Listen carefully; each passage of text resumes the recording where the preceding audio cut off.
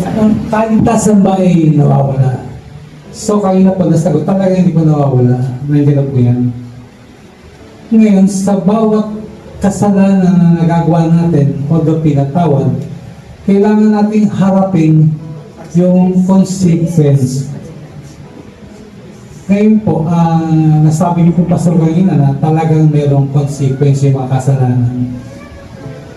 Ngayon po, medyo hindi po nagugulan ako dahil natumayan ko po yung parable of the prodigal son. When in the son, umalis siya, ginusta yung kayamanan, yung yaman, maghirap siya. Bumalik siya, pero ba't ang ama, hindi siya binigyan ng punishment?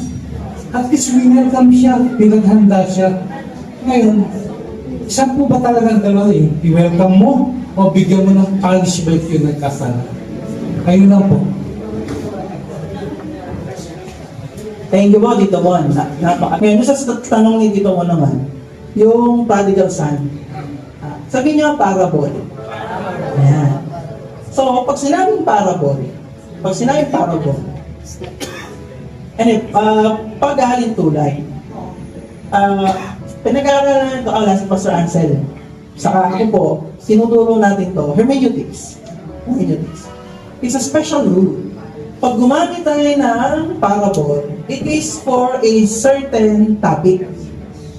So, kaya mo ginamit yung parable na yun is for the topic at hand.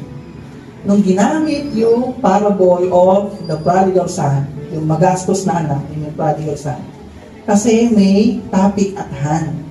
At ang topic at hand doon, ipinapakita ng Panginoon na wala siya, na kahit ang isang pag ang isang makasalanan ay nanumbalik, tinatanggap ulit na Panginoon.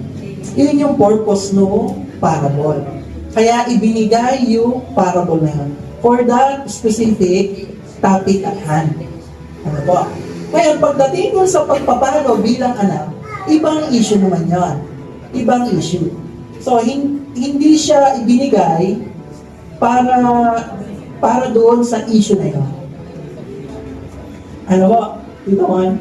So, pagdating doon sa pagpapalo, may mga verses na talagang clearly states na pinapalo ng Diyos yung kanyang mga anak, dahil mahal niya ang mga ito.